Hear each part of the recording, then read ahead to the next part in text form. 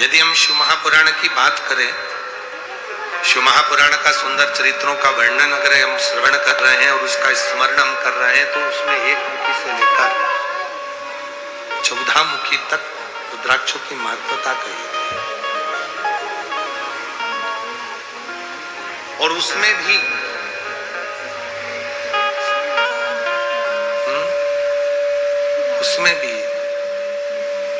भैया ये पंडाल में आवाज बढ़ाओ ना, पंडाल के लोगों को आवाज नहीं आ रही है, पंडाल में आवाज बढ़ाइए। है रुपेश, पंडाल में आवाज बढ़ा।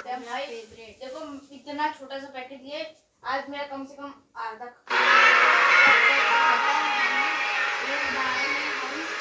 एक मुखी से लेकर 14 मुखी तक रुद्राक्ष की महत्वता कही गई है शिव महापुराण के अंतर्गत। और एक मुखी से लेकर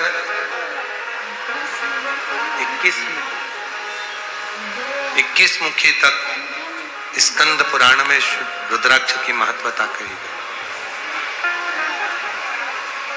हाँ, टीवी देखते हैं। और दोनों का महत्व वर्णन किया गया।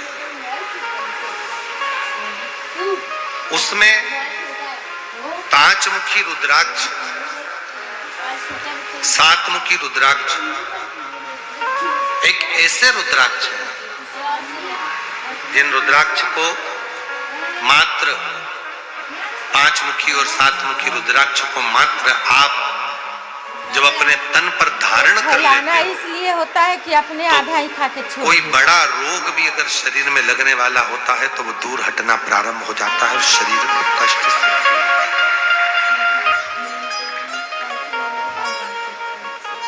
पंचानंद रूपी 5 मुखी रुद्राक्ष जो पंचानंद रूपी है, 5 मुखी रुद्राक्ष जो पंचामुख है।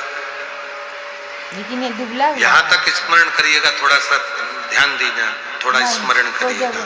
बड़ा चले हो वेट का दादा, यदि अपने 20-10 किलो का आवाज नहीं आ रही है, नहीं बच्चों का नहीं ना,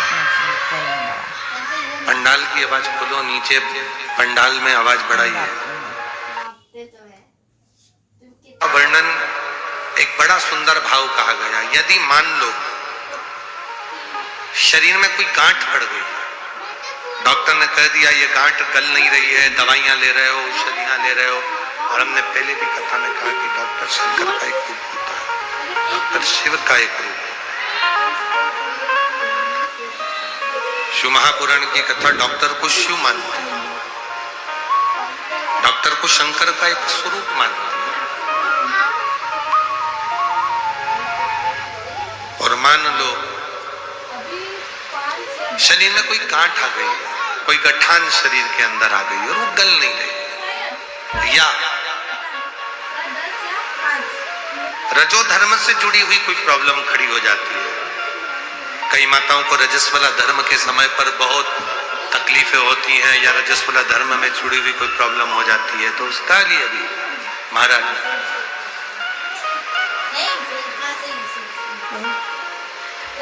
गांठ को गलाने के लिए एक दुर्वा रुद्राक्ष तांबे के कलश में गला दिया जाता है। अगर सीहोर का रुद्राक्ष यदि आपके पास में है तो उसको तांबे के कलश में गलाकर, और उस जल को यदि किसी के शरीर में गांठ है और अगर वो थोड़ा थोड़ा आचमन कर कर रोज 1 चम्मच मात्र प्रतिदिन रोज गलाओ, और 1 चम्मच रोज उस दुर्वा और रुद्राक्ष के जल का यदि वो आचमन करे, तो शरीर में जो गांठ होती है वो धीरे धीरे 20 दिन में 22 दिन में गलना प्रारंभ हो जाती है, और शरीर की गांठ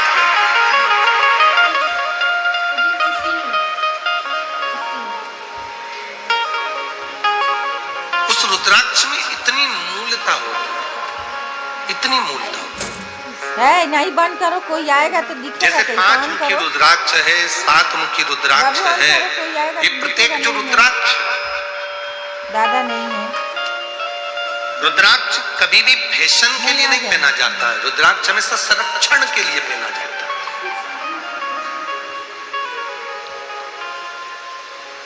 जो लोग विचार करें कि हमने रुद्राक्ष केवल फैशन में पहनना, फैशन के लिए रुद्राक्ष नहीं है, हमेशा संरक्षण के लिए, अपनी रक्षा के लिए, अपनी सेफ्टी के लिए। जैसे पहले होता था कि कर्ण के पास में एक कवच था, किसी के पास इंद्र के पास वो कवच पहुंचा, लोग कहते हैं कि उनके पास वो कवच था।